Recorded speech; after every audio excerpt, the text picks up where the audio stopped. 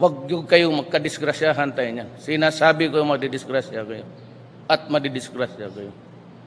Hindi ako urong dito. And I said, I would stake my honor, my life, and even the presidency.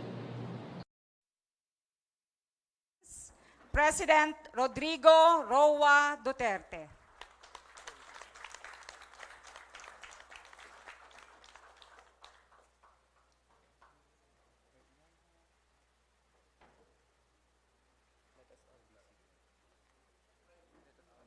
Let us all be seated.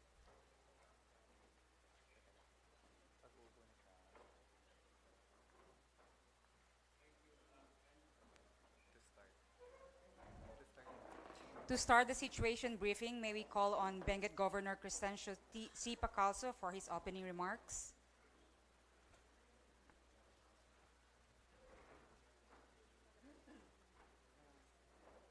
His Excellency, Mayor Rodrigo Roa Duterte, the distinguished members of the Cabinet, Department Secretaries, Regional Directors, Governors,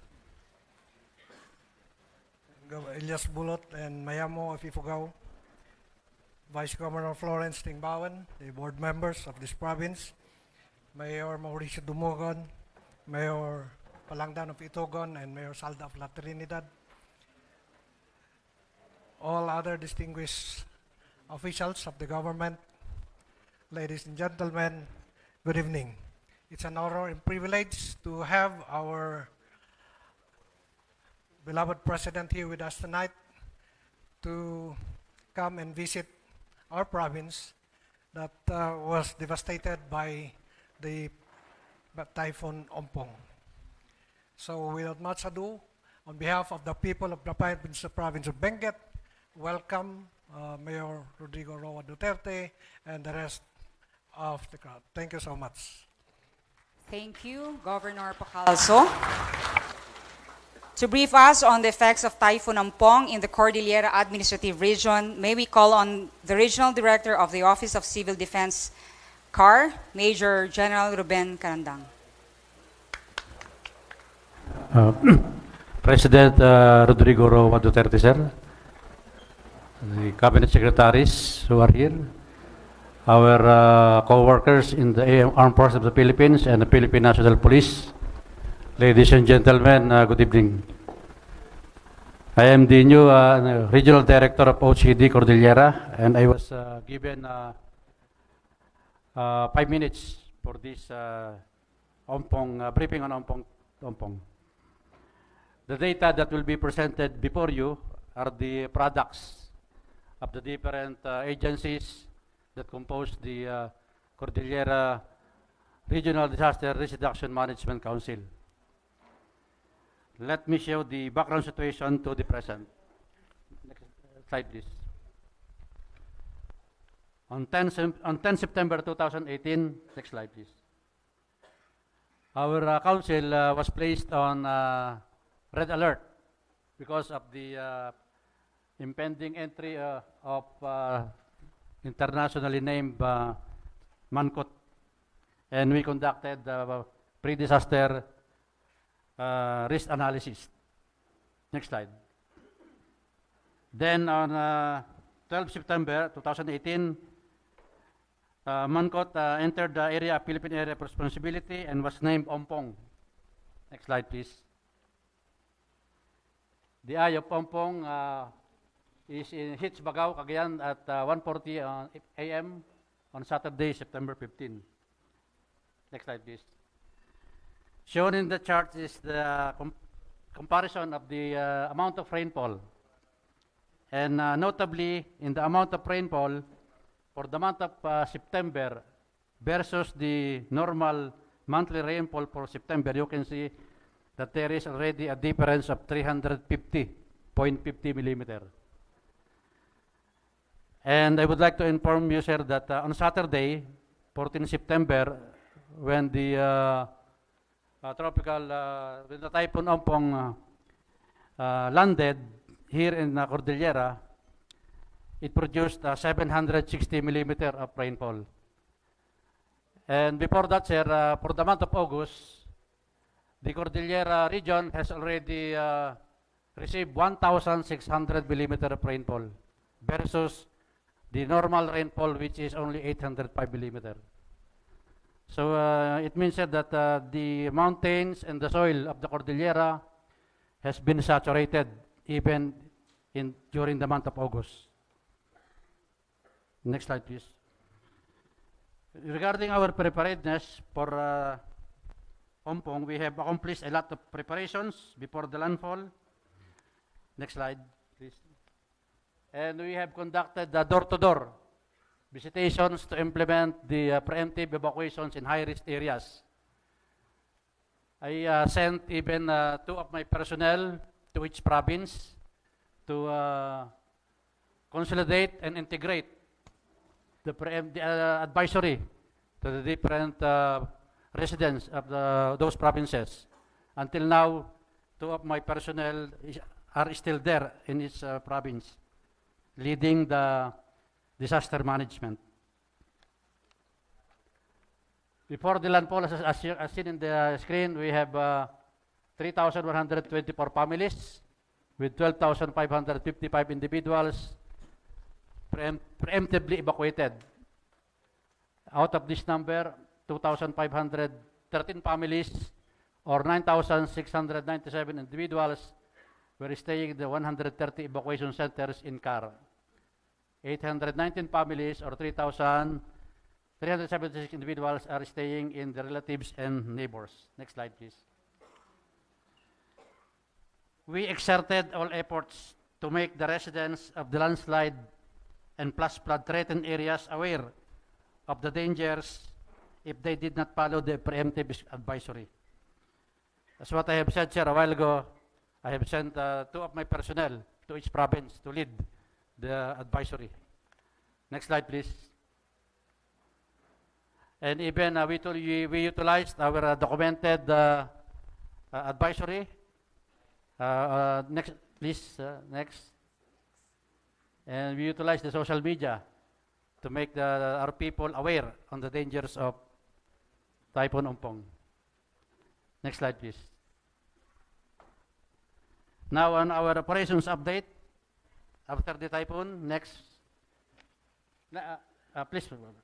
Because of the Typhoon Ompong, it resulted to 98 landslides, rock incident slides, 13 flooding incidents, 2 sinking area incidents, 13 road slips, 7 fallen trees, and vegetation. Next slide, please. And these are the monitored incidents in Cordillera. We have 98 landslides, as what I have mentioned, as distributed to the different provinces of Cordillera. Next, please. The affected or displaced population, we have 9,198 families with 35,198 individuals. And out of 9,198 affected families, 7,079 families or 26,492 persons are being served in the 326 evacuation centers. Next, please. The affected populations are 9,198 families with 35,198 individuals. Next. Inside the evacuation centers, we have 7,079 families, 26,492 individuals. That data came from DSWD as of 6 a.m. this morning. Next, please. Inside the evacuation centers, we have our DSWD distributed family food packs, 21,022, and the total amount of 8,403,544.50. 15,000 family food packs worth 6 million is on the way to Abra, Benguet, Baguio City, Ifugao, and Mountain Province. Ongoing is the local purchase of Kalinga and Apayao worth 4 billion. Next slide, please. And on the stockpile of the DSWD and standby funds, as shown, DSWD has 33,807,008 pesos. And the DOH has 2,014,237 pesos and a total of 35,821,246.40. Next, please. And the casualties caused by Ompong, as shown, we have as of 6 a.m. This morning, we have 54 dead. Benguet 38, Baguio City 9, Kalinga 1, Mountain Province 6. We have 70 injured, 2 in Apayao, 26 in Benguet, 29 in Baguio City, 7 in Ifugao, 3 in Kalinga, 3 in Mountain Province, and 49 missing. 42 missing individuals belong to Itogon landslide. Next slide, please. Of the 54 reported dead, 52 died due to landslides, soil erosions, 1 died due to fallen tree, and 1 due to flying debris. The assistance that our DSWD has already is providing to the debris families, they are providing the transportation assistance, burial assistance, and food assistance. Next, please. The schools are also used as evacuation centers. As of 11 p.m. last night, we have 100 schools that are being used, as reported by the Department of Education. Next, please.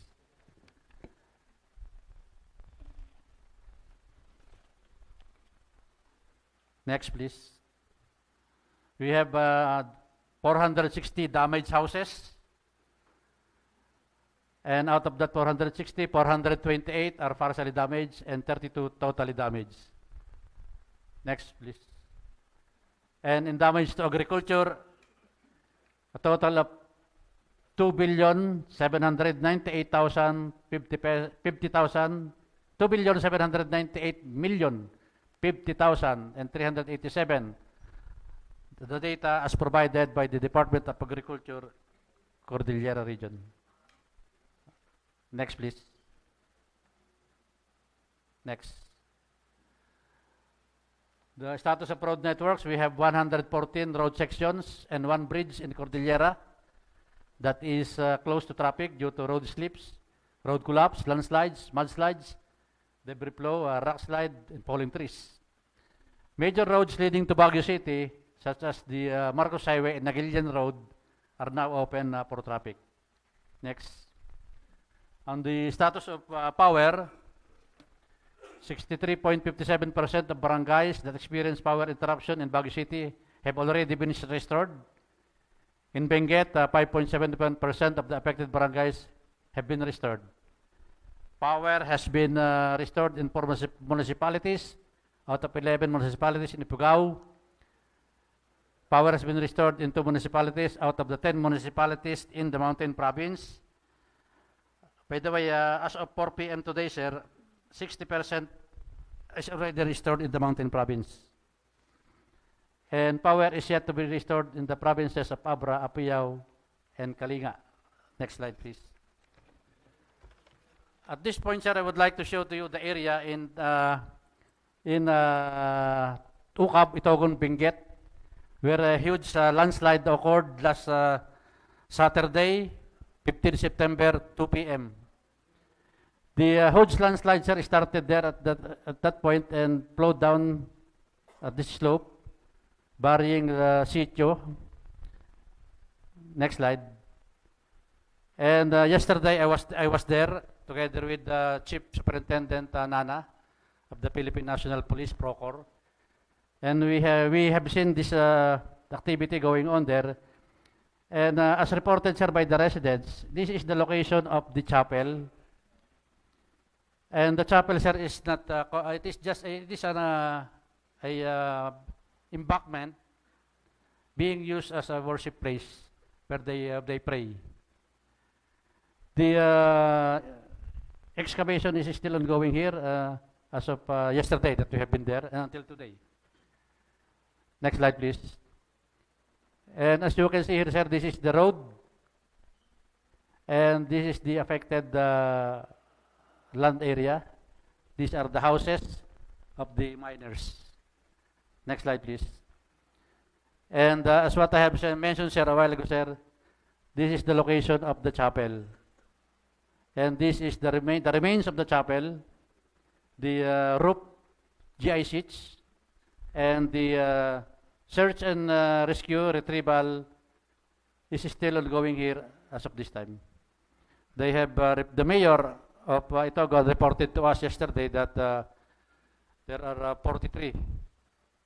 He suspects that 43 individuals were buried in that place. And as of yesterday, they have recovered about a total of eight bodies. Next. That answer by briefing, and thank you very much, sir. I would like to introduce the next briefer. The next briefer, Director Faye Apil of the Mines and Geosciences Bureau, DNR.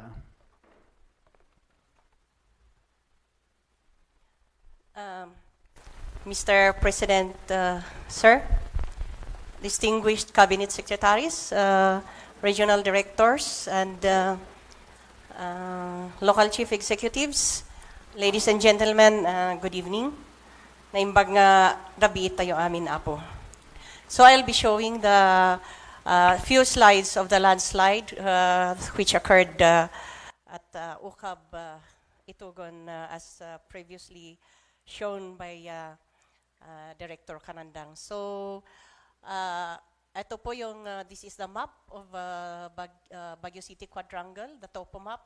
This is where we are, the capital, Benguet Provincial Capital, and this is where the landslide occurred. So from the Google map, ito po yun.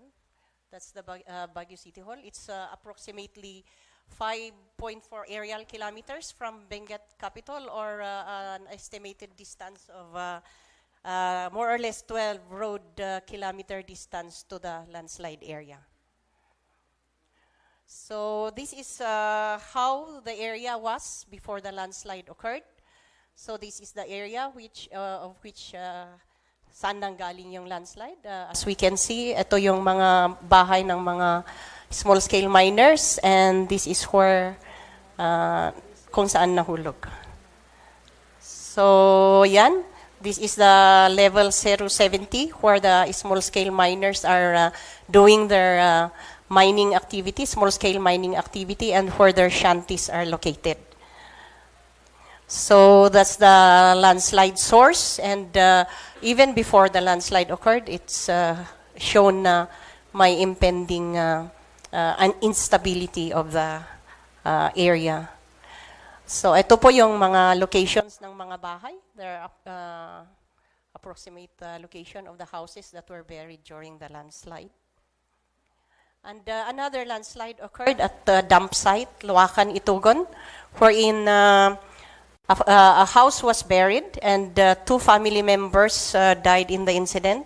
Unfortunately, 6 small-scale miners who went to rescue the residents were also buried alive. Ayan po yung landslide sa Luacan, Antamok. So this is where the landslide at first gate originated, and this is the location of the houses that were buried, or shanties. Ayan po.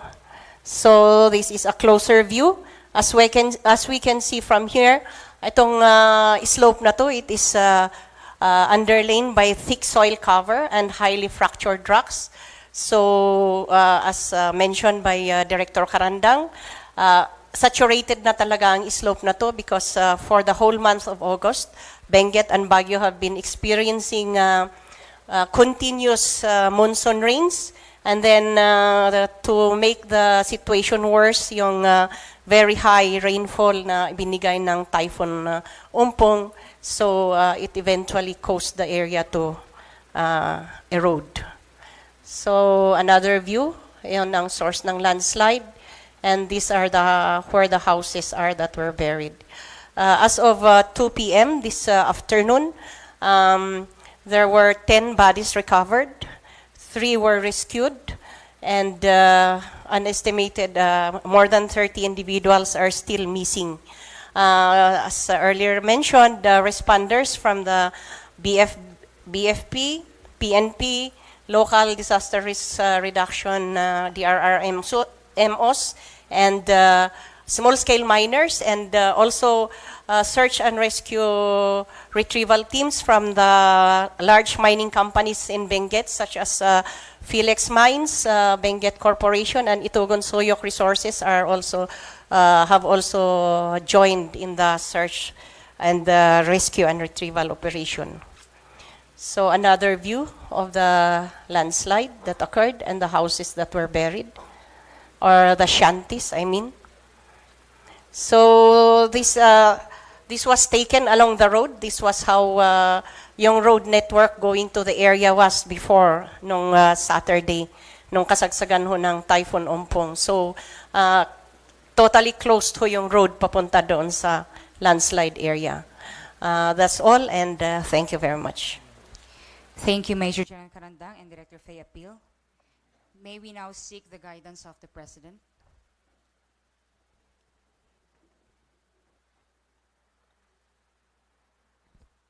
May gabi kaninyo tanan. Good evening. I'd like to thank you for sharing this time with us.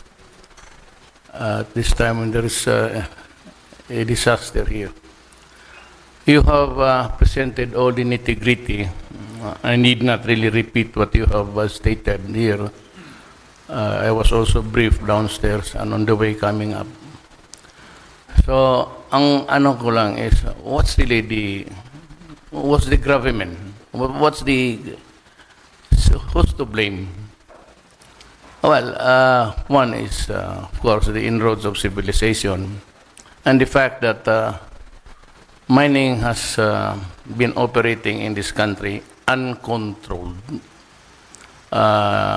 What's being done here is being repeatedly replicated in large areas of Mindanao, especially Surigao, Davao del Norte, and Oriental.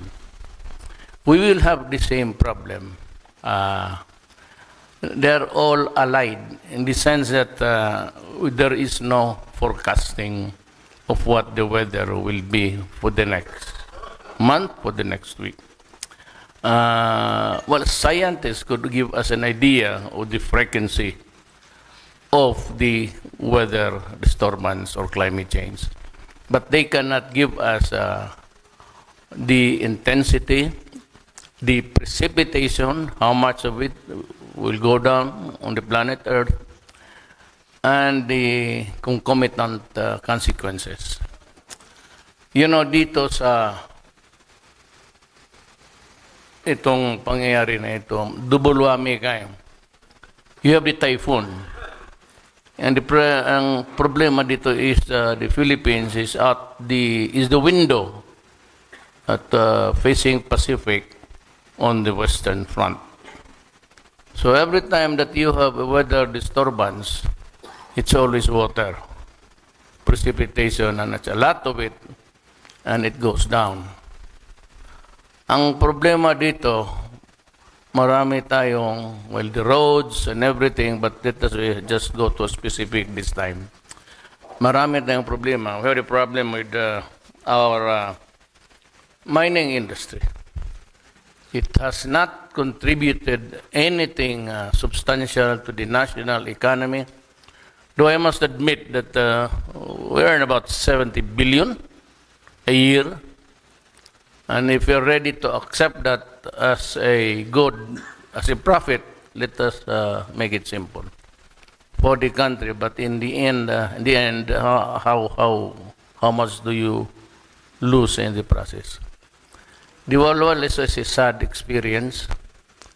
The mining holes there, the door on the sides are the settlements, the habitation.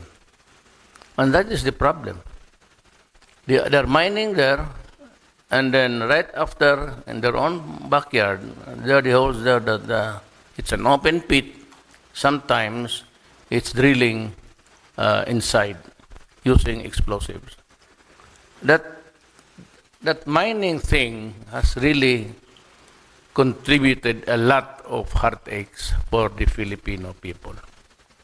It is time for us, particularly the DNR, General Simato, to take a second look seriously now regarding the dangers of the open pit mining. In Davao, used to be na yung butas-butas lang sa bukid. But then, as any other disturbance that you cause in nature, the water there stays whenever there's the rain. The rainfall in Davao is quite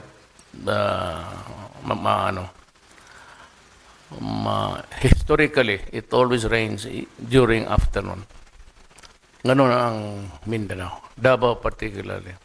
So puno yan ng tubig plus the fact that there is no more vegetation and trees to hold the soil together and the rocks and everything. Typically, they are just the mined over thing, lug over, o ano yung naiwan, ito yung mga illegal is yung naminahana tapos they take over. And in Mindanao, as I fond of telling people, if you travel by chopper and go low, you'd see a lot of tansan, yung sa soft drinks na baliktarin mo, the cork. Makita mo yan parang maraming tansan na tinapon dyan sa forest or a second growth, whatever. And it's almost endless because a lot of people are there in search for gold and money.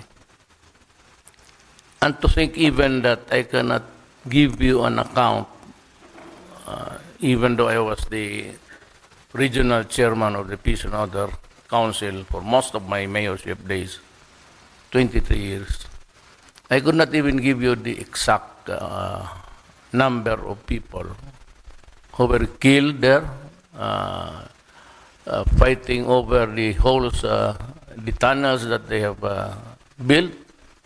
Some are, well, of course, to the strongest. Those who have the guns and the goons, and that includes everybody, the politicians, the military, and in Davao, you can see those guys, former policemen who made it rich, but it's a very gory experience of killing people. Because I'm doing this predicate, kaya kung magtanong ka lang sa akin kung ilan ang namatay dyan sa Davao area, magsabi ka lang 50.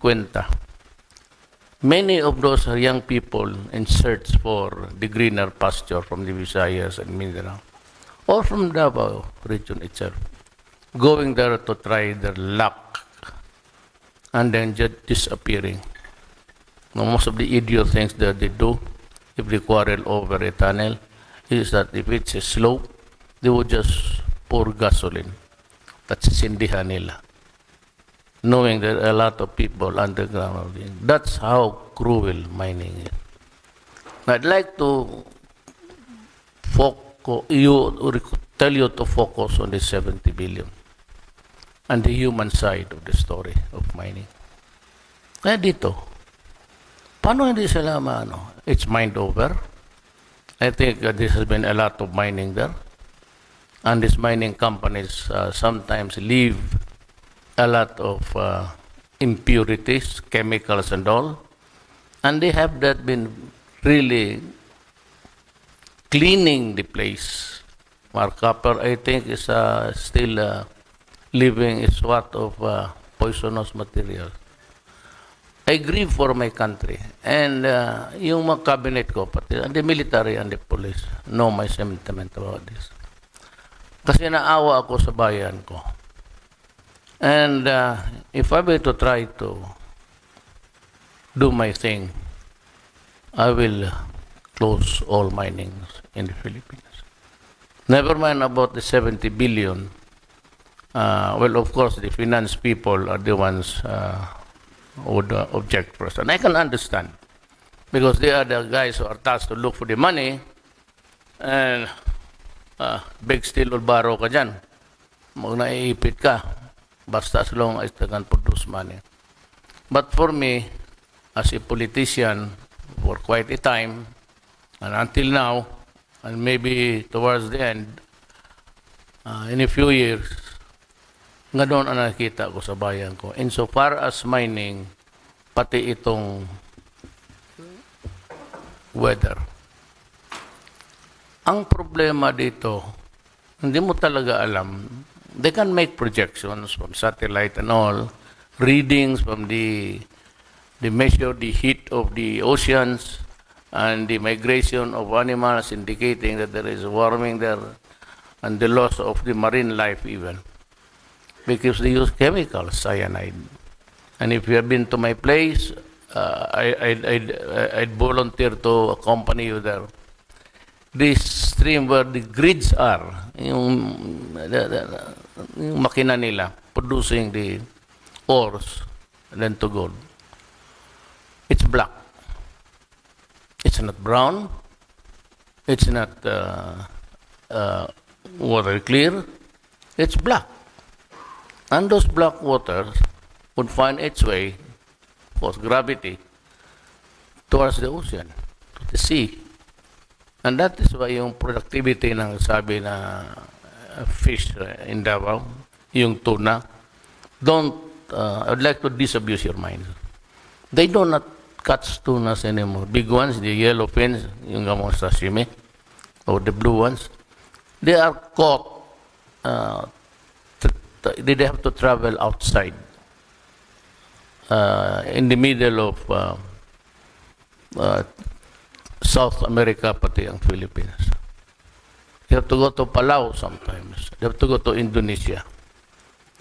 One is that, let me just give you a theory, is our resources as a nation, both food and marine life and everything, cannot absorb or sustain the sheer population of the Philippines. That translates to hunger, and hunger means health issues, then education, and opportunities. Ngayon, dagdagan mo ng ganito. Ang tao, baski na how dangerous it might be, or it may present itself to him, would always dare to take the risk because of the economy. Personal economics, pagkain niya. And the desire to make money because you have to send your children to school. They have to eat and everything that you need every day. So we have a problem because every time there's a typhoon, it does not end there. Even the naming of the typhoon from the time it is spotted or discovered until the time it reaches the area of responsibility, then you have to make fun of choosing names. It does not end there. Once it hits areas that are, habitation is heavy, density, and the fact that there are trap doors there waiting. And dito sa bukid, it's mining. So, when you hear about a typhoon, automatically, lahat ng departamento sa gobyerno, apektado na. It's not about mining only. Mining would just be there to watch. But what happens next is something to reckon with. Death, decay, lack of food, water, shelter, health. Kasali natin. At it translates into sabi mo ang damage is 14 billion. That's 14 billion. But then you have to rehabilitate everybody. The long term is the ones that we give now. Water, food, immediately. But the schools remain occupied by the evacuees. So the children's educational system or the period is broken. So it contributes a lot of things. Kaya itong sabihin mo, if you really want to, you have to gather them and tell them straight. You cannot mine in your own backyard.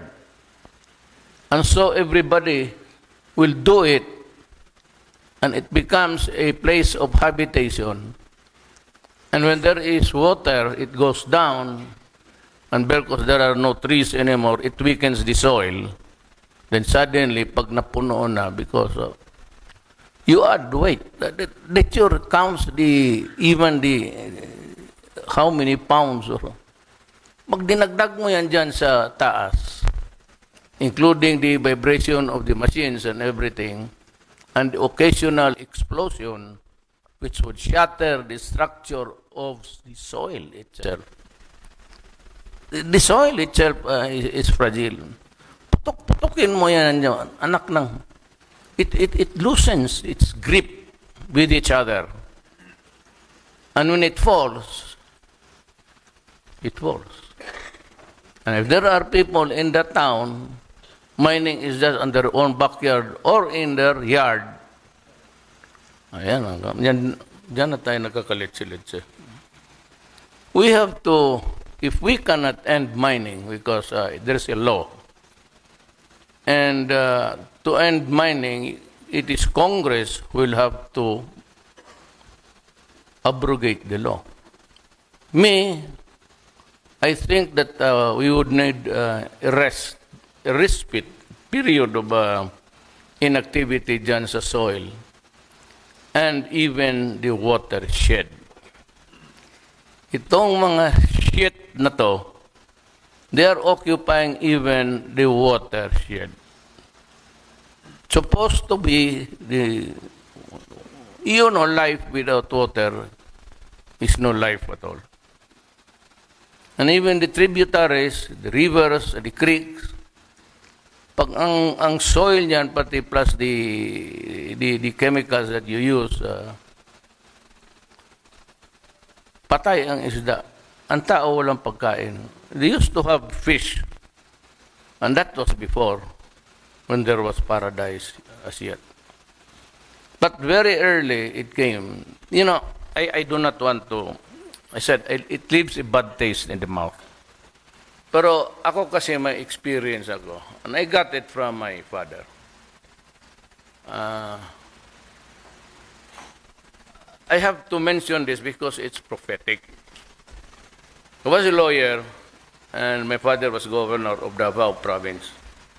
Wala pa yung Davao del Norte, Sur, Oriental, Occidental, Cumbal Valley, pati Davao City. There was only one huge province. The capital was Davao City. Once we visited Masara Mines, and for all of his humbleness, meron din nalaman ng kasi, as every lawyer, a little of everything yan. Because you handle cases for mining, for corporations, ganon. That's the life of a lawyer. So he has a little bit of what it needs to be a lawyer. Though not a good lawyer, but if you survive as a practicing lawyer. When he became governor, I went with him sa Masara Mines. And he noticed that even the cogon grass, wala. It was bare. And he said to everybody who was with him, including some municipal mayors who accompanied him, sabi niya, this place will be infertile for the next so many years. Tama nga siya. Nothing grows there. At noon, crude pa masyado, using cyanide and yung, until now, it is being utilized. Ngayon ang sa mining, because yan sa Diwalwal, pati dito siguro, they're using cyanide and all, it poisons the earth, makes it infertile, you destroy the watershed, the source of clean water of the people living down stream, and you pollute everything. So what do you get? Is it really worth the 70 billion that you get? I know, because I had so many arguments with the finance people. I said it's a matter of correcting. Pero itong mga minero, the rich one, parang they're penchant to just violate the law. Because nobody was ever even arrested. You know, even if the thing is a continuing or a continuous series of violations, they are not arrested. They're just exposed by media, the enterprising ones, and the government would just call, investigate, and after that, mawala. Just like in any other, ang sentimento ko, ilabas ko na lang rin, mga projects ng gobyerno. It starts with a big bang. May inauguration, tapos ganon. Everybody's invited, may mga singer pa, ang putang ina. Then, 6 months after, it ends up in the desk of the ombudsman. Why? Because of corruption. So, ganon. That's the reason why. Well, let me explain my penchant for getting military guys. I don't need them to work as president. It was not the military who placed me there. It was the people who voted for me, who gave me the mandate. The military has specific. The police have the specific duties. Magtatrabaho lang kami. Now, if there's an aberration there, you want to change something, well, that is for, kung gusto ng military, gusto ng police, sige. You want to change, well, if you have the power, you can do it. Or the communists would overwhelm us, they think they can, and they're so stupid about it. They think that they can wage a war, 100 years of war, and we are now halfway 50th. Kami, sa trabaho lamang kami. But you know, my penchant, I said, for getting military people is because when I order them to do something, they will do it without a debate. Kasi kayong mga bureaucracy, and I mean no offense to you, pag inutusan kayo, tayo na makipagdebate ka pa sa akin. And sometimes, sabihin na, this is not because there's a law. This is circular, gano. Kuha na yan. Forget kuha. Just do it. Kaya pa, wala ka, sunod-sunod ko ng kuha, may violation ka, wala ka pang magawa. Di mas mabuti pag gawin mo, total may violation ko na rin. Sila naman nakaalam kung ano ang violation mo. That's the problem with COA. So I do not agree with that practice of yours, citing circular, then filing cases against people. I know that there are so many corrupt people in government, but it does not also excuse me from being a little bit discerning. Na basta lang circular and point out violation of zero kasuhan mo, then you file a case in hindi ata. It's not easy to face a grab. If that is case is filed in Sandigan, you have to come here. I've seen a lot of people from Davao, poor ones, coming here with tattered barongs because they signed documents upon orders of the mayor. Wala man kaming magawa, sir. Municipal mayor lang ako, auditor. Eh, may baril sir, eh, galit. So, they are the ones na ipit. Tapos yung mayor na yung Leche, he goes free. Ganon karamihan eh. So, mapabuti pa military. So, ang Sadina, so, sila naman, halos puro Ilocano na ito sila. Nandito ba tayo sa Davao o sa Ilocandia?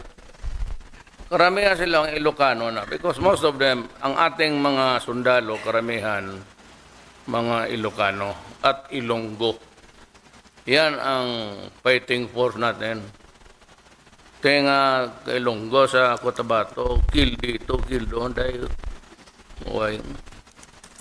kaya sila yung mag-survive sa PMA, sila yung officers or whatever. At saka mautusan mo. Pag sabi mo walang gawin mo yan, look, let's be, it's just practical. Now, if you have to do something, do it.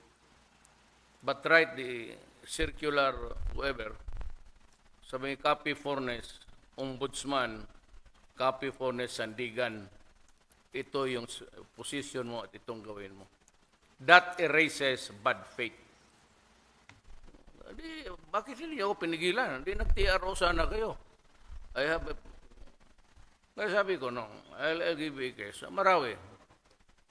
So, when it was time to rebuild Marawi, I was looking for somebody who had the aptitude to do it. So I called De Rosario, si General De Rosario, because he was the task force Davao. And he's good, he's honest. I know, because I know him. Sabi ko, Ed, kasi I was presented with ganito, and the matrix was so convoluted. Nandyan, executive branch, dito, tapos dito, liaison, dito supply, dito administrative. Putang ina, sabi ko, pag ganito sinunod ko, maubos yung pera, walang Marawi na. So sabi ko kay De Rosario, tawagan mo si General De Rosario. Pagdating niya no, sabi ko, nakita mo yan? Yes, sir. Gawin mo yan. Yes, sir. Malinis. Tapos may questions about legality. Sabi kaya mo na. Sabi mo ako. Sabi ako nag-utos niyan. Hindi mo nila akong huli. Kaya huliin lang ako. Magtalon ako sa Pasig River. Hindi na ako I will resurface in Masbate somewhere. Boracay. Marinig mo doon, sige, complain yung mga tourist na tourist na mga pinsan ko na mga Amerikano puti na went there, they complained baho. And I remember during the campaign, I arrived at Boracay gabi na. I was crossing the island of Panay. When I was standing at the beach, naghihintay kami ng sakyan namin. I was inhaling the air. Kung bako magtain yung putang ina niya. Sige ako amoy. And so when there were complaints already from the scientific guys, yung mga doktor, ganon. Kung lahat puti lang magligo doon, okay lang sa akin. Tangina ko, bahala kayo. Yeah. Sige, ligo kayo dyan. You insist on go naked to the world and get all the bacteria there. Kung Pilipino, ibang istorya yan. Sabi ko kay Roy, fix the, and also I ordered General Anyo, pati si DOT nandito. Wala, sabi ko. Ayusin ninyo. Ngayon. It's clean now, but they say that you cannot really clean up the place with less than about 6 months. I don't know. I leave it to the three of them. If they decide to close it a little bit longer, hindi ako nakikialam sa trabaho yan. Alam ninyo yan. There was never a time that I called Roy, Attorney Tolentino, or DSWD. Yun lang yung sa distribution sa... kasi ang andoon, ma'am, when they go there, I want to end this thing about politicians going there with firearms na naka-civilian. So, siyempre, matakot yung taga-gobyerno na magdadala ka ng that goddamn shit must end. I will not lalo na itong election. And hanggang kaya ko lang. I promise you. I commit to you that the armed forces of the Philippines National Police, and I will promise you a clean election. Walang partido-partido. Mas unahin mo yung kapartido ko. Shoot him first para walang masabi. But be sure to shoot the second one, the opponent also. I will not allow anybody strutting around with a Armalite. No? Bawal talaga yan. And if you pass a checkpoint and you do not stop at sinalbahan ka there's a warning shot. And if you think that you're a goddamn big-time mayor, kung mamatay ka, ako talaga magsabi, I was the one who ordered it. As a matter of fact, I said it in Baguio. Shoot. Ganon lang ang paraan para you think I cannot enforce it? Tignan mo, pag may 4 na 3 mayor matay dyan, sunod lahat yan. No way that kaming nasa gobyerno ngayon will take part in any cheating. I will never allow it. Kasi that ain't the way how to join the democratic government. So, dito muna tayo, but we will have an expanded, I would need the experts. Maybe UP has some guys there. What we need really is a system. Yung system for each department. Systems lang yan eh. Now, each department, ang akin trabaho is every time there is a crisis, a typhoon, a calamity, it is the public schools who suffer because their place are being taken over for temporary shelter. Each province, ideally, or city, if we can do it, I will have to look for money, but this is just the way how to end it. The only way how to end it is to spend for it. That we will have relief centers, sanctuaries, na under the management of, I am quite satisfied with si General Halad. Naiwan siguro. Awa naman yung mama. Galing doon, takbo doon sa... If the congressman are... awa naman kayo sa kapwa ninyong... bahirapan galing pa sa bukid yung mga yan. A system na... It should not be used for any other purpose. Except really for... to absorb people in need of shelter. Fire, we must have one. And it must be able to, self-contained as water, everything. Paski every other or every 4 towns all over the country. Kagaya ng gym. If you go to Davao, meron kayo doon. Maybe you can copy it really. I'm not boasting about it.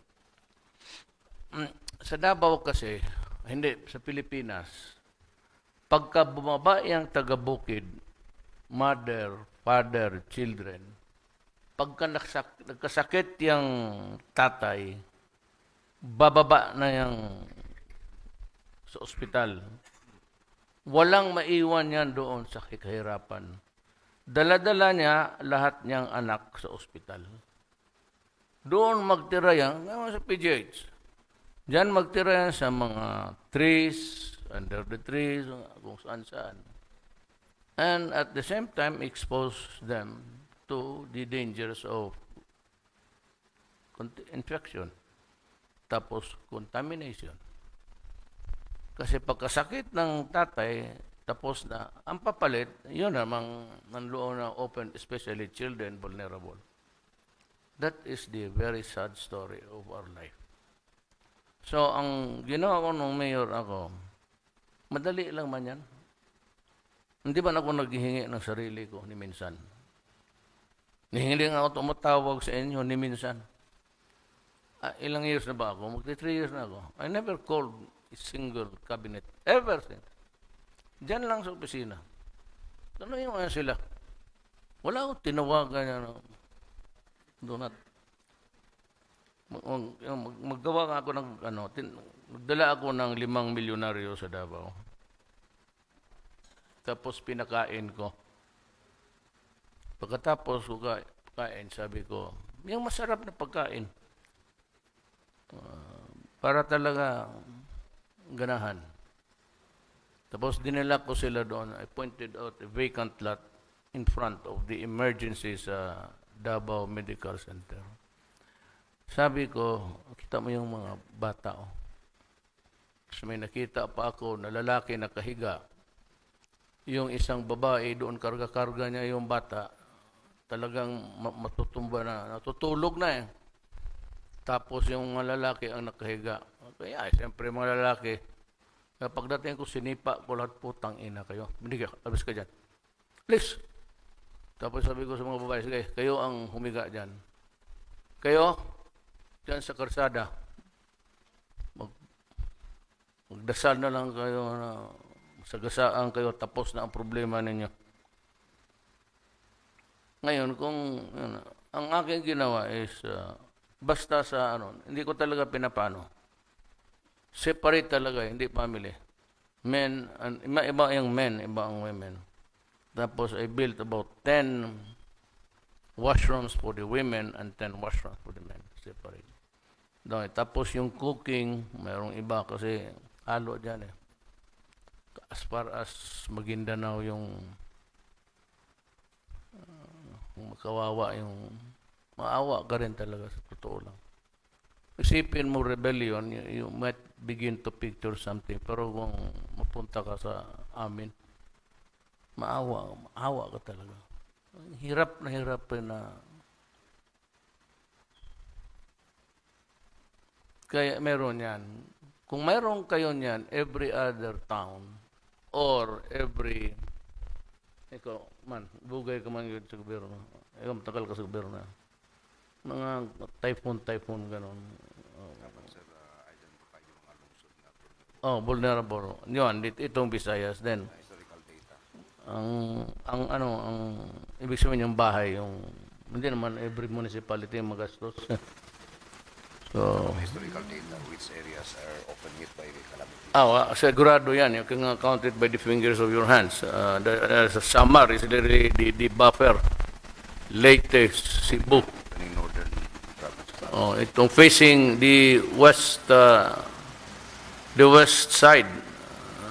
Yung Cagayan. Ito ngayon. Eastern Seaboard. Dito, hindi masyado. Kasi China dito. Eastern Seaboard na itong. Nandyan yung China, ayaw makialam ang bagyo kay baka kanyunin sila ng ayaw ng China, pakialaman nila yung China Sea. It's the western side, that's where the most powerful. Eastern side. Yeah, eastern side is the right. Your right hand is the eastern. Your left hand, face the map of the Philippines, your right hand is the east. Your left hand is the west. Vulnerable tayo dito. Dito sa maggaling sa the strongest typhoons in that area come from the Indian Ocean. Hindi dito sa ano, it's protected ang halos ang China Sea, West Philippine Sea. Yun ang system and the prepositioning of lahat na. Kaya Bagyo, pati na DPWH dyan, kasi sigurado, under rescue. Wala man tayong ibang equipments. We have to call on DPWH to extend a helping hand. But what is very important is that what I did the last time. Was it the other night? Sabi ko na I was, nandyan si Belio, pati nandyan si Tugade.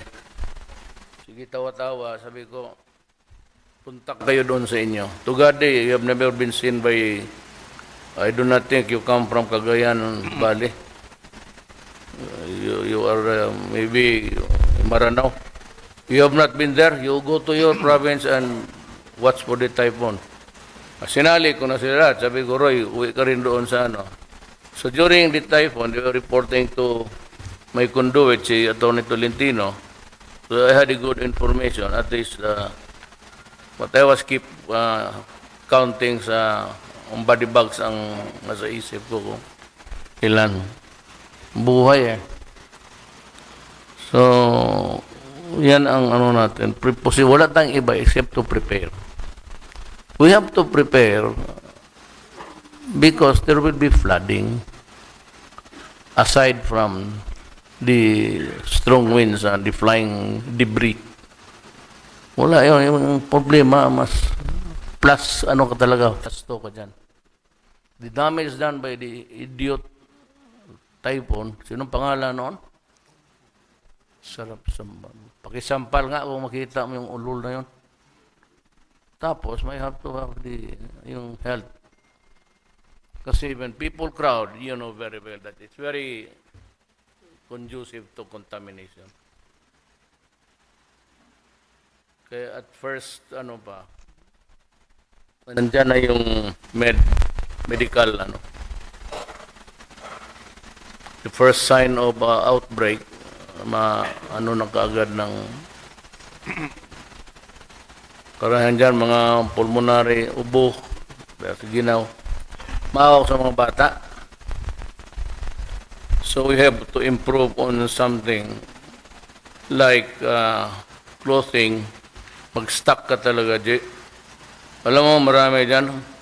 Tayo mo lang si Sid Lapenya, General Lapenya sa Customs. Puntahan mo. Sabihin mo lang lahat ng okay mo.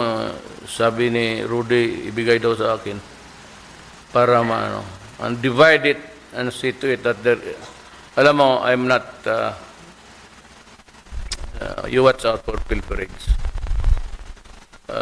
DSWD is noted for that. And even there's one TV network na kunyari may sila accepting donations, ganon. You know, I'm a living witness. May mga empleyado nila sa Davao, pinipili yung pwede pa. Kaya hindi wala akong respeto ito mga alunggoy na ito. Sana kaya yung mga pera na doon talaga daw. Ako na mismo nagsasabi sa'yo. Nakikita ko Kasi may TV program ako noon every Sunday. So yung lahat ng donations na doon. Nandoon yung mga matatandang empleyado na sorting out. Basta yung gano'n ng pilferage. Better cameras can help. You have so many cameras, ikaw na one guard. Long as the guard is not also in cahoots. You have to, mas komportable ako sa babae. Na babae na utusan mo kaysa lalaki.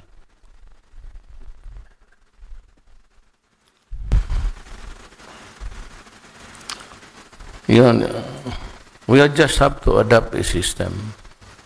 Early forecast that's been taken care of by modern technology. So we are quite confident that we would be posted all along. Every detail. Ang reception ang mahirap. Pag hit talaga ng landfall.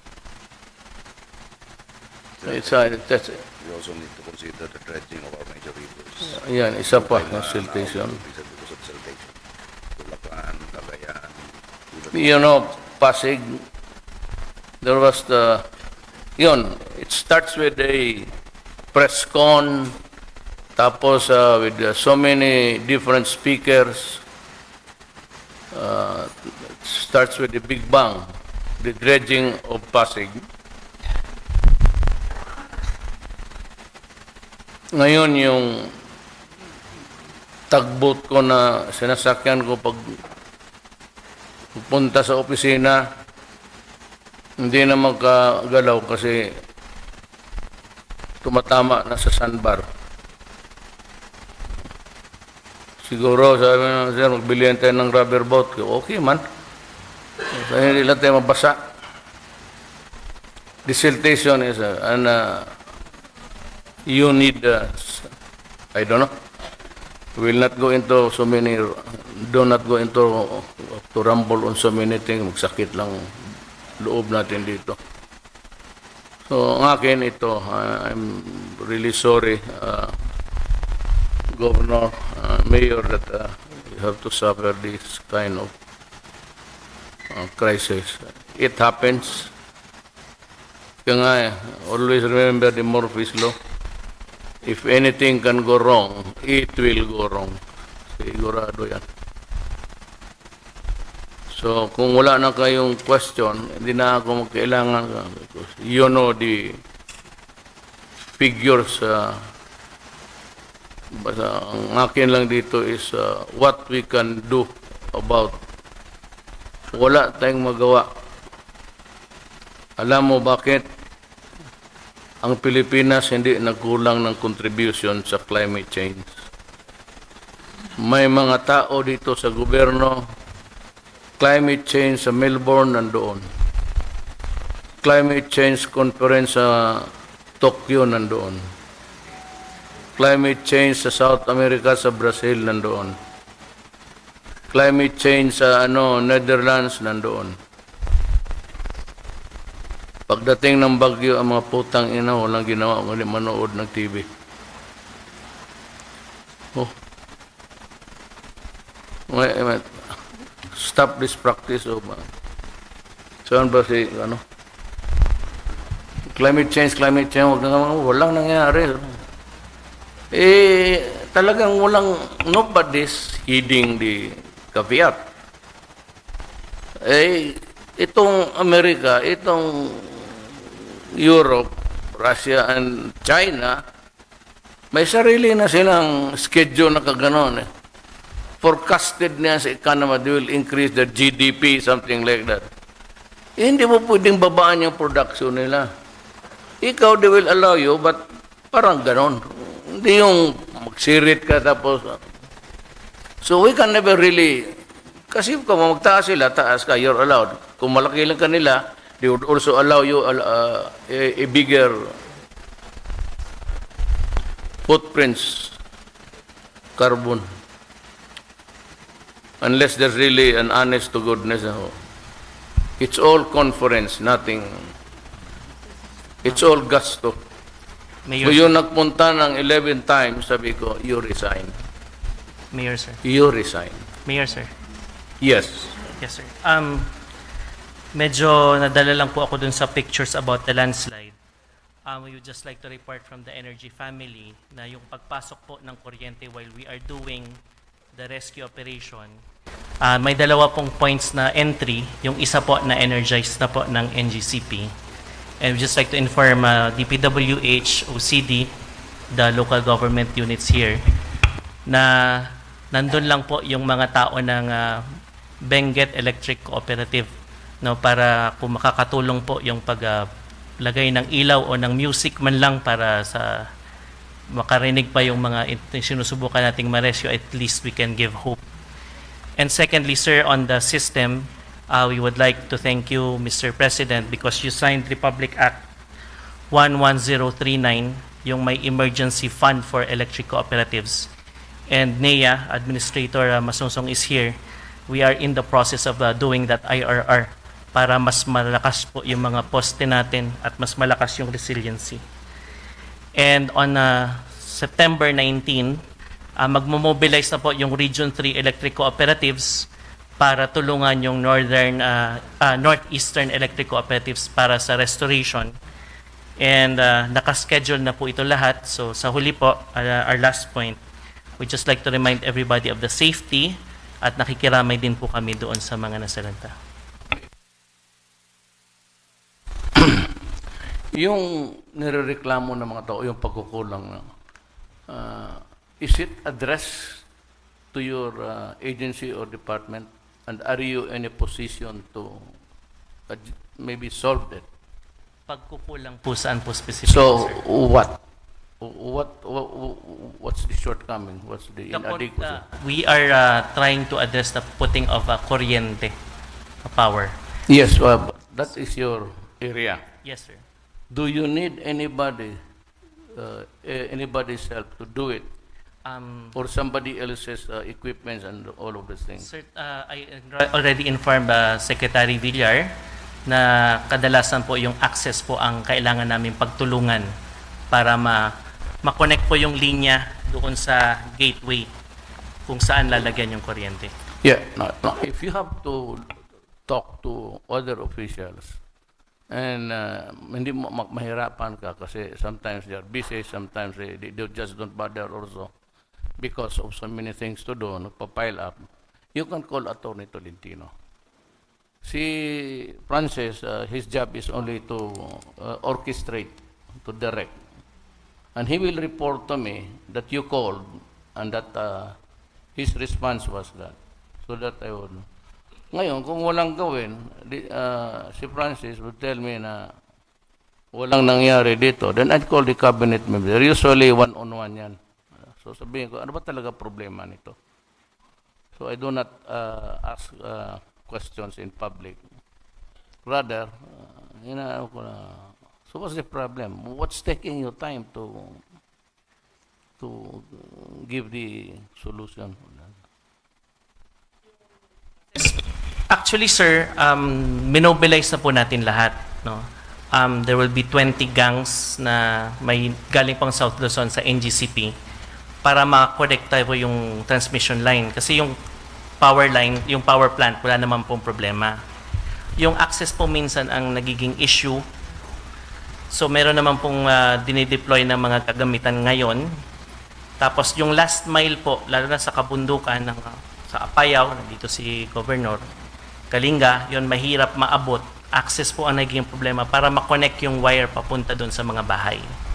So dahil po dyan, nagtutulungan po yung mga electric cooperatives at yun nga po, when we need other agencies para makuha yung access points, no, para maabot yung mga poste, para ma-haul yung mga kagamitan, tatawag po kami kay Secretary Tolentino.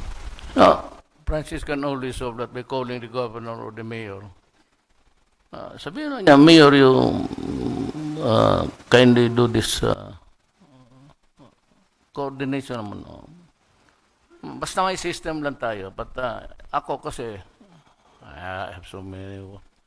Francis is just there to orchestrate. That's the system. Then he can connect you with the proper and maybe promise you result. Okay, kaya naman tayo dito, we are government workers and we are here to serve the people. Period. So, trabaho mo natin yan. Let's do it. Any other comment? I'd like to, kung wala na, commend first the local officials, the mayor and the governor for their splendid cooperation. I'd like to special mention the armed forces, the army, who are there still doing their toil to help the people.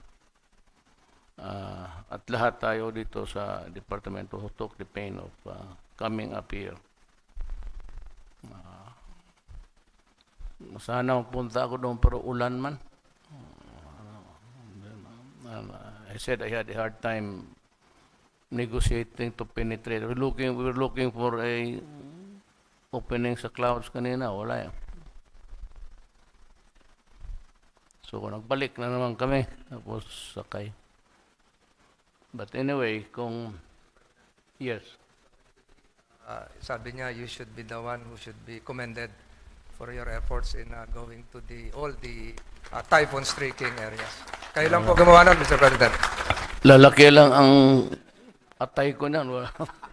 Trabaho lang tayo. I've been a worker of government. You know, I was a prosecutor for 9 years, doing trial work. Then I was a vice mayor to my daughter and a vice mayor OIC for 1 year. And then I became mayor for 23 years. Ngayon lang ako naka-receive ng palakpak dito pa sa Baguio. Itong mga Bisaya talaga, walang, biro lang yan. Trabahante lang talaga ako. I've been a worker of government ever since. So, yun lang, I have expressed some sentiments about mining. Kasi talaga, baski sabihin mo the best way is to, if there is a mining area, we do not allow habitation there. You can, maybe Roy, you can establish a parameter. But 5 kilometers away or 2 kilometers away, where you can build your houses. Pero kung magkot-kot lang sila dyan, malapit lang rin sa bahay nila, patay. Gaya ng Davao yan. You've been there? Assign ka doon. Na-assign ka ba doon? Sa gabi lang kita nakikita. Sa Davao City, Davao del Norte yung isina, kampo mo. Ganon, that's a tragedy that has been happening and happening and happening all over. Surigao, Davao del Norte. One day, sabi ko, I will just have to confront Congress. Sabihin ko talaga sa kanila na we have to close the mining industry. Or better still, plan a period, then give Mother Earth a respite of the continued and endless digging. Walang mangyari dyan. Kawawa ang Pilipino.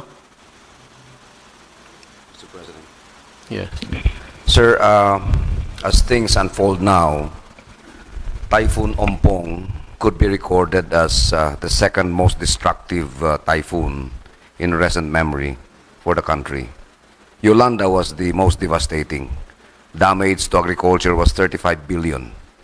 As it is now, damage to agriculture by Ompong is 14 billion. Sir, I would be unfair to the people who have been relaying these sentiments to me. Your leadership actually, sir, saved a lot.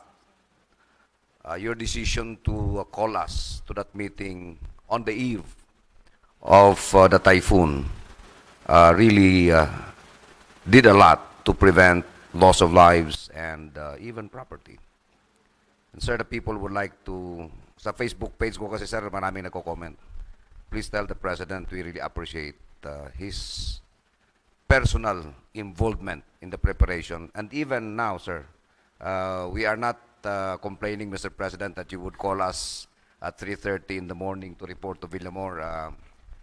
We would like to express our deepest appreciation, sir, for your leadership, and the Filipino people are thankful for what you have done under these circumstances, Mr. President.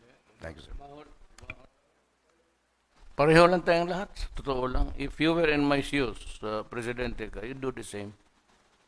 Yung sa Facebook ako interesado, sino yung maganda doon? Tignan ko raw. Sige, ganun. Asad to, sir. Asad to, sir. Basta yung maganda, ano mo, di ba lalabas ang mukha niya? May nakita din ako sa maganda kahapon. Sir, but honestly, we're not trying to disparage the performances of previous presidents. Pero, Mr. President, ito yung first time. Pre-disaster, right after the typhoon. Ito, bukas Isabela ka na naman. The Filipino people actually sir, are very thankful for what you're doing. Thank you, sir. Sabihin naman nila, misogynist ako. Because I'm inspired by the beautiful Filipina. Lalo na nito pagsabi sa Bagyo, maraming maganda. Akyat ka agad tayo para tari not a minute longer. Pero sa totoo lang, it's yes, 7:30.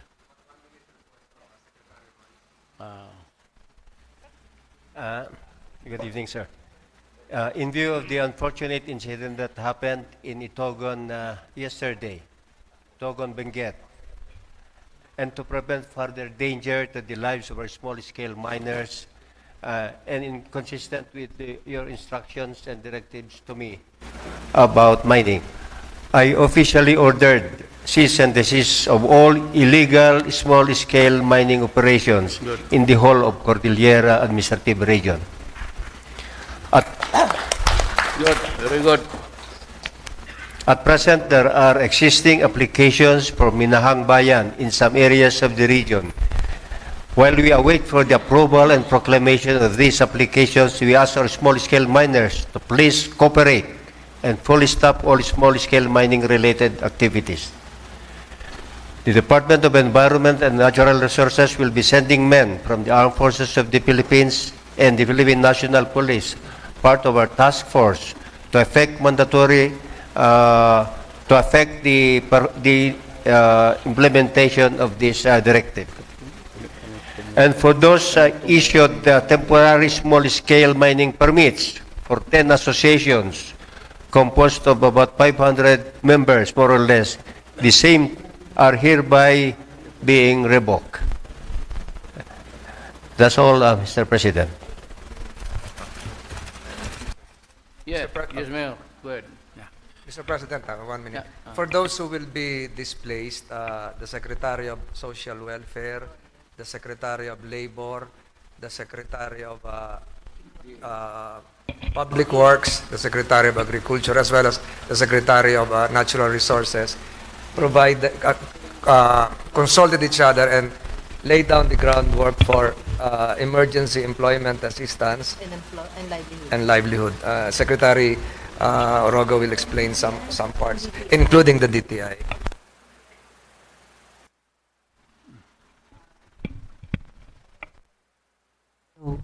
Yeah, I think, Mr. President, we will all converge together so that we can help.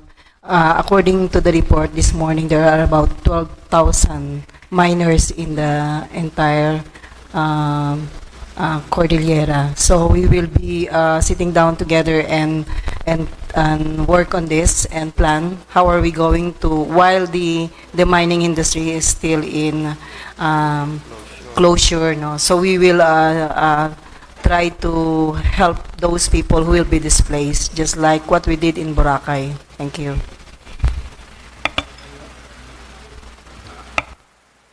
Mr. President, we do not like to let this opportunity just pass without expressing our gratitude to you.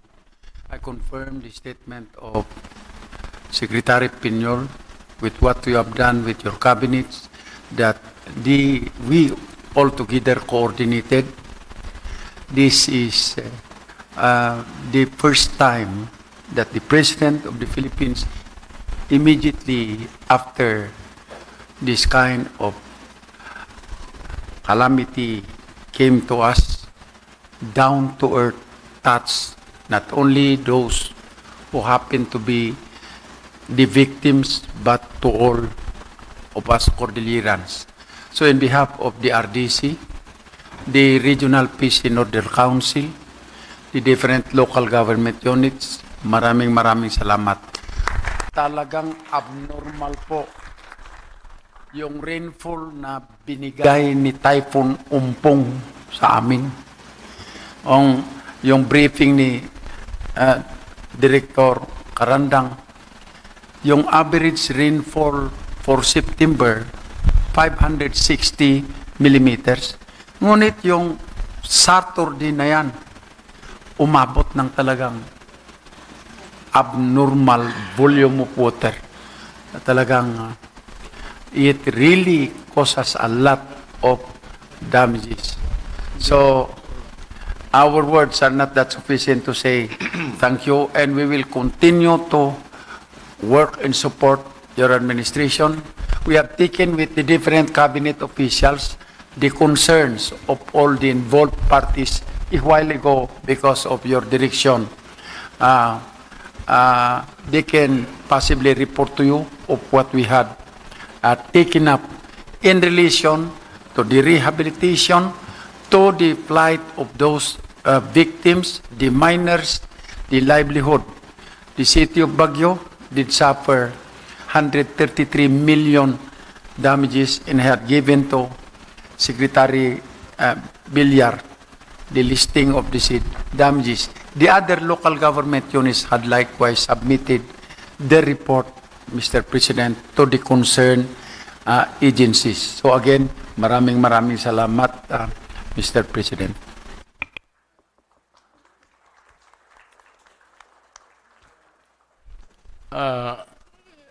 Let me be very candid with you. Wala ho kaming usapan. Kahapon, I specifically called out names to be there during the happening when it would hit the Philippines. Yung kinabukasan, nandun po ako kami sa Cagayan. Yun lang po yung panahon na, but limited cabinet members. But that day, dumating almost all of significance to the event sa typhoon. And sabi ko lang sa kanila, bukas magpunta ako dito sa Cordillera. Kasi nabigay ko naman yung instructions. I did not expect really to see you again dito. But thank you for, if you feel like being with me all the way. I think this is the last, insofar as my office is concerned, everything, unless another typhoon would come up. Pero wala talaga, with all humility, I did not expect na I just wanted to condole and to go there and to see what I can do. But hindi ko kayo, remember, I never even invited you to just to tell you the truth. Kung nandito kayo, it could only mean one thing. Ano kaya yun? Senator Roque, can you respond to my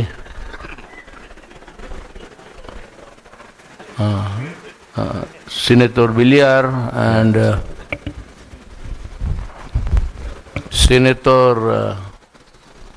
sabihin na lang natin totoo. Gusto mo ninyo. Senator Tolentino, this time you will win. But wag lang yung typhoon. Ibang disaster lang na minor yan. Wag ito because it involves lives. It's unsettling to one's spirit, to one's soul. Yun naman siguro. Ito. Si Nick Paildon has expressed his desire to run for governor, Mindoro. Governor Paildon. Do not be shy. We will talk about it. Si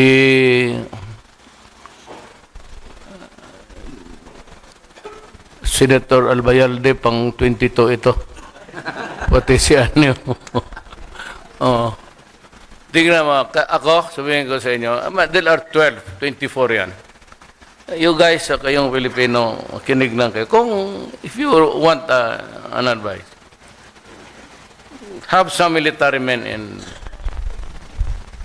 this year. I don't know, dito executive kasi legislation eh. Pero yung sa trabaho, I'd rather choose a military man. Kapag nabi ko, punta ka doon trabaho, kaya si Roy, can I repeat my observation, Roy? General? Nung sabi ko, sa Boracay, sabi ko, you go there and you fix things. I'll give you 6 months. Then I also told General Anyo, tumulong ka na, sir. And so, Berna, sabi ko, ikaw man maingay dyan. Sige, 3 kayo. So, the next day, I think, General Simato went there. Tapos, the following day, front page, nandoon na nga. Hands na, naglalakad sa beach. Masyadong close up yung picture. Naka-t-shirt itong si General, naglalakad, may kasama ang dalawa. Pero doon sa tabi niya, sa picture, may nakita yung dalawang puti na nakabikini. Makita mo talaga yung mata ni Simato na doon sa akala ko ba, inutosan kita doon. Sige, tingin-tingin niya sa mga...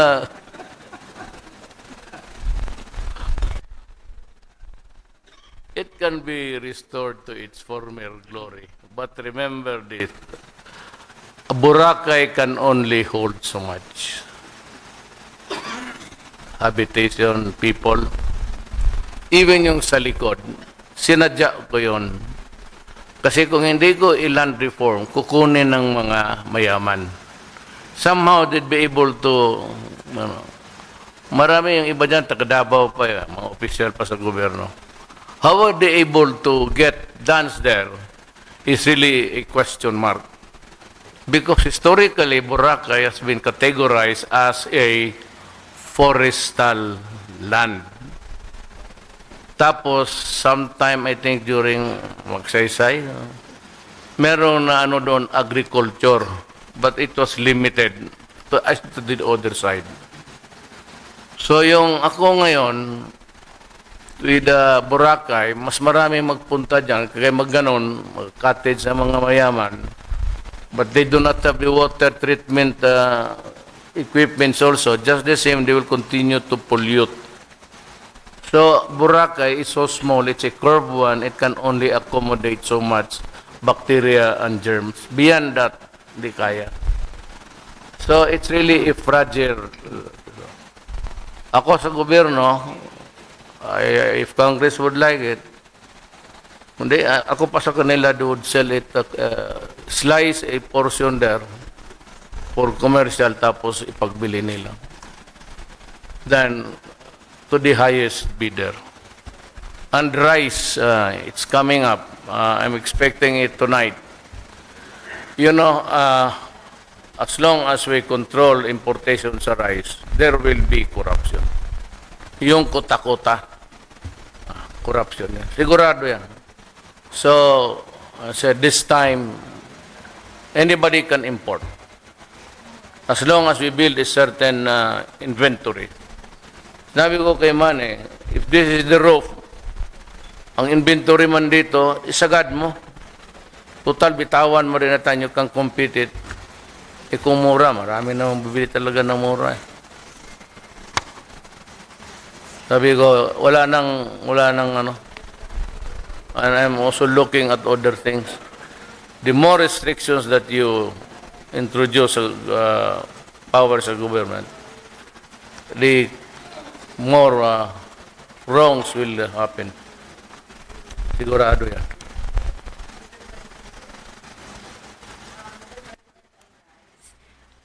We sit in the NFA Council.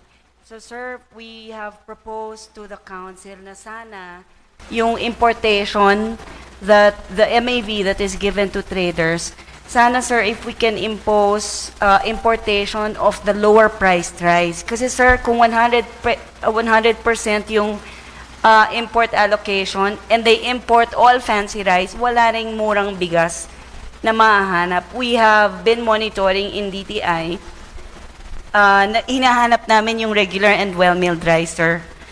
Hindi naman namin makita, so we said, our position in DTI, oo nga, we have supply, marami tayong bigas na imported, pero walang murang bigas, sir. So sana kung pwede, if we can impose na open to all yung importation, sana they will be required also to import the cheaper rice, sir. Tayo na lang, baha na lang natin. Pagbili na lang tayo, itong sabihin mo, kung mahal rin nyo, I will flood the market with, kasi maraming talaga, maraming lusot eh. O tayo na lang mag-import ng mura. Sige, hayaan mo yung inventaryo ninyo dyan. O tapos, ibaan ko yung people, ilan lang man mayaman dito na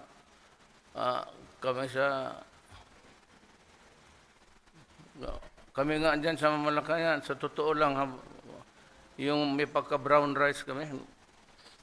Kami yung puti na, minsan-minsan naman dumating yan.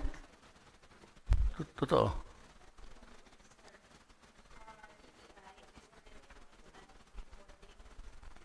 To our Philippine International Trading Corporation, sir, to assist NFA, and then we will bring this in sa mga retailers, sir, to be sold as cheap rice. I mean, lower priced rice for the consumers. Madali lang yan. Sabihin lang ng mga mayors na huwag ninyong i-display yung mahal. Yun rin, sir. Depende, mayor. Ako, gano'n. Ako, mayor pagka gano'n. Puntang, hoy, huwag mong tuguin mo yan. Pagka obedient ang tao sa iyo, pag mahal ka ng tao, gaya, mayor, dumugan. We have initiated efforts also.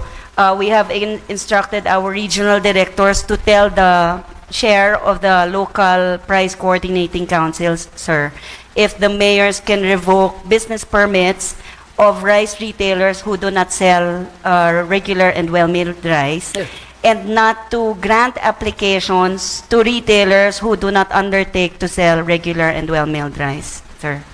So if it can be an order from the President without need of the DILG, sir, or the LPCC, all mayors will have to follow.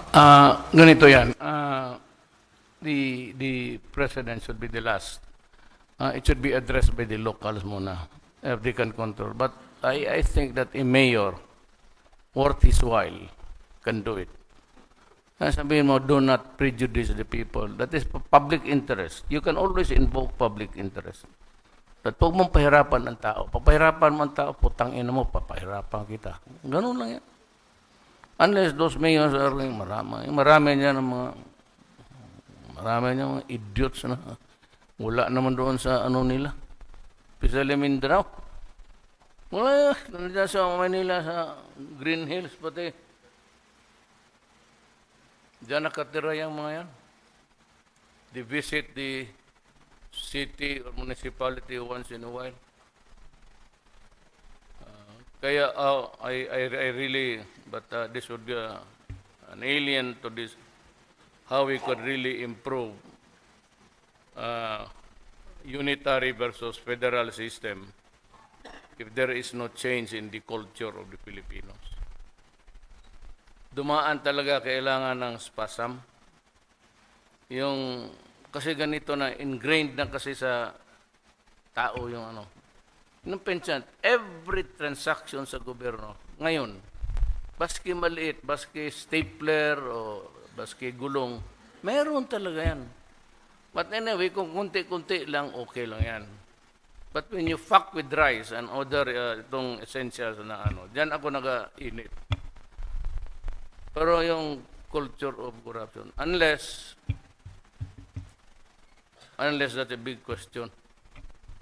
And that is for,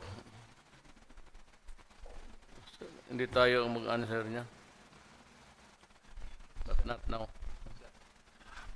We will closely coordinate with the DTI regional office how to do, as we said, please, just inform us when. And we welcome very much that information and we will work with you.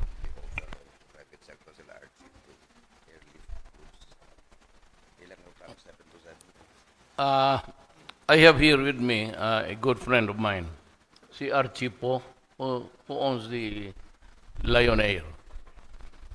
He has a 7 to 7? 7? 7 to 7, malaki yan. To airlift, ngayong wala dito, pagkain. May mabuti na lang, may airport doon sa Ilocos. He has offered to help to use his plane.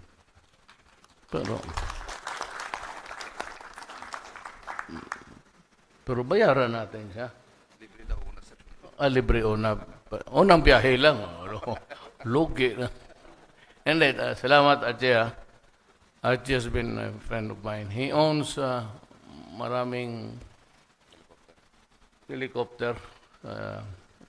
Siya yung tumulong sa akin noon. Tested brand new R66 at testing nga naman itong bago niyang R66.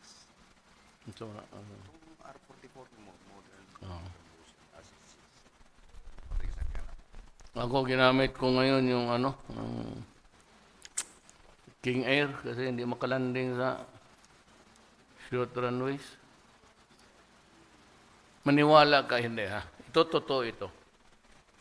Nung kampanya, so that was the time that I really was able to tour the entire length and breadth of the country. May malandingan kami doon sa chopper. Di simento parang twice as big and as parang basketball court. Di, mag-landing ako doon. So, di, magtanong ako na, ano ba ito yung landing deck sa chopper? Sabi niya, hindi sir, yung basketball court.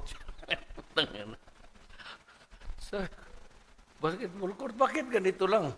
Kasi hindi natapos Kung ganon, may gusto akong sabihin pero mag-init ng ulo ninyong I'm not trying to be a hero, but I can only do so much. This is separation of power. I cannot intrude into mahirap It's unlawful, it's not allowed, and you don't want to create pero ganon. Marami pa yung dyan, yung kabulin mo yung itong ismet. Malaki sa Cotabato. Bilyon yan. Baskiya na lang. Sampulan mo yan. Marami nang kukulong pero yung tapos ako pa ang kulungin ngayon. Gusto ipakulong sa tangina kasi patay ko lahat yung tangina, mag-kriminal. Tapos ako ang ikulong. Loko na. It's funny. Basta ako. It's not only a matter of drugs, their use of drugs. It's a thing that can kill a country, destroy a country. Ito yung mga anak natin. Who gave you the right? By what right do you have to harm our children? Yan ang sabihin ko sa judge. Mag-abot kami doon sa international court. Putang ina mo ka, judge. Who gave you the right? By what universal authority do you have to destroy my country and children? Kaya druga-druga na hanggang to the last day ako dyan. And of course, we have to end as in everything. Let me thank you again, esteemed future senators,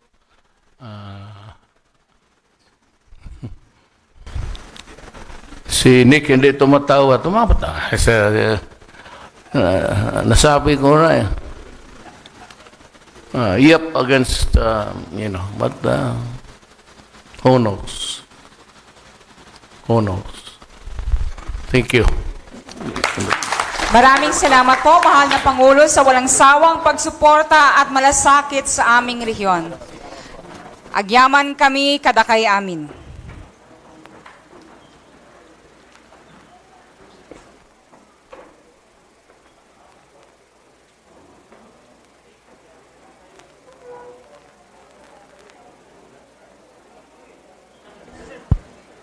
Muli, maraming salamat po at mabuhay tayong lahat.